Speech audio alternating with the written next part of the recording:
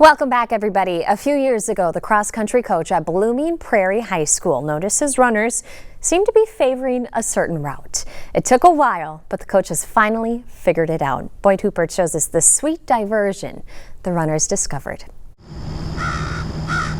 Up with the birds as Blooming Prairie's awesome blossoms Hey, RJ. wing their way Sophia's coming, right? toward another cross-country season. It's our first day of practice. Okay, ready?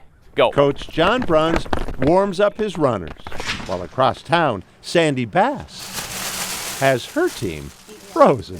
18 Twin Pops. Orange, cherry, banana, Popsicle lady. lime, That's what we call her. and grape. I buy them in bulk. They may start fresh at the school, but it's 7th and center. Morning, guys. Runners are known to pick up their pace. So you're ready for a popsicle?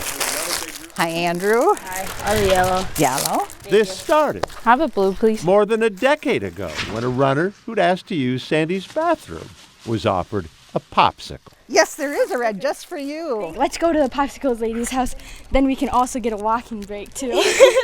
For a long time, I didn't know exactly what was going on. One of the days I was with one of the groups, and all of a sudden she's calling them up for popsicles, and they're like, oh, and they were kind of worried that they're going to get in trouble. And like, no, this is awesome. That's great. We even kind of moved it into track season 2. Though the distance runners have been known to taunt the sprinters. They stay on the track. We bring our popsicle sticks back to make sure they know. I'm Byron. Today, Sandy's meeting her new runner. You're Joey. I know Joey. Something that our team can experience and something that we can all enjoy. All, including Sandy. Tim. I lost him on April 14th, 22, when the kids started coming and ringing the doorbell and gave me a reason to get dressed maybe some days. You'll probably get me crying. It's everything. No wonder her freezer also fits some of her 50 boxes of Girl Scout cookies. Jaden, what color would you like? Yellow, please. No kid at Sandy's house Hi, how are you? gets turned away. Ella. Blue.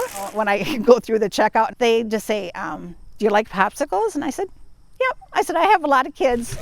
A lot of kids with the unofficial Awesome Blossom team colors. Who gets the bigger treat? Me. Me, definitely. Boyd Huppert, See you tomorrow, guys. KARE 11 News, Thank you. Blooming Prairie. Oh, that is so sweet. Happy for her. Well, on to inflation.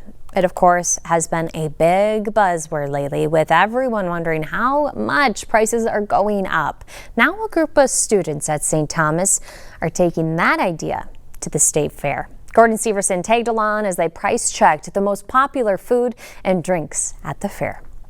So let's go see if there's lemonade over here. When most people visit the Minnesota State Fair, they're looking for food. Looking for corn dogs, lemonade, or some funnel cakes. These St. Thomas students are looking for food, but they're more interested in the prices than the flavor. It's $10. It's all part of a new project to study inflation at the fair. It's going to be called the On the Stick Index. Economics professor Tyler Shipper says the index will track prices of around 30 popular items, from tickets and parking to cookies and corn dogs. And then eventually produce an inflation number when how much did prices generally at the state fair change from year to year. Collecting prices for this year's fair was easy. So right now we just collected a soda data point, a 20 ounce for $4. But to find prices for the last 2 years, students had to look through old State Fair coupon books and pictures on the internet. We could zoom in and look at what the menu said for that year. Professor Shipper says the numbers show prices went up about 4.1% last year. A lot of the inflation last year was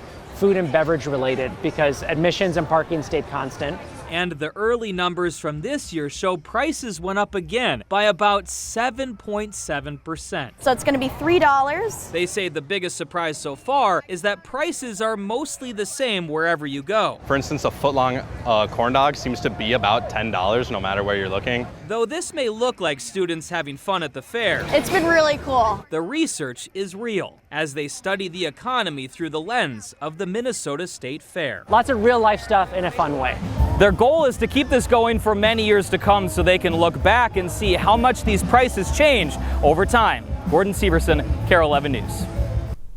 Well, I was just out at the fair yesterday, and I have to say that this weather does feel like we're up in northern Minnesota, and you can travel there now without ever leaving the fairgrounds. Just have to head over to the Ag Corps building where Bachman's created the North Star Garden, honoring everything that makes Minnesota's North Country so unique. Photojournalist Tommy Plottick gives us a tour.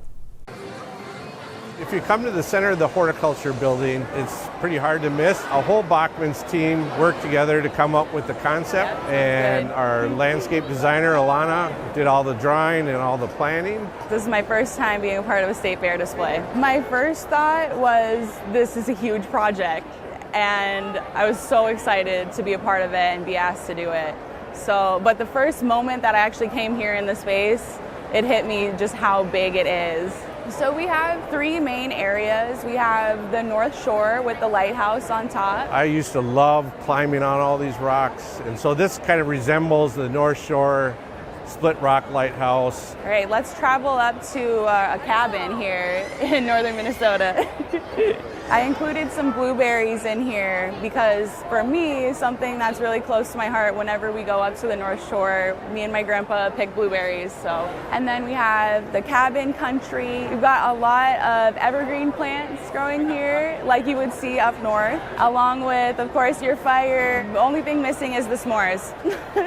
It's neat to see native plants right here all kind of together. If we could just have a body of water here and a nice swing, just watching the sunrise, it'd be great. So this area is meant to represent the Boundary Waters and, of course, canoeing, some water sports that Minnesotans love to get up to. Not everybody in Minnesota has gone to these places, so I'm hoping that it'll be a way for people to experience and maybe feel like they can travel and visit some of the places that we're seeing here in the display. Sure looks nice. Well, stick with us. We have more news and weather coming up after the break.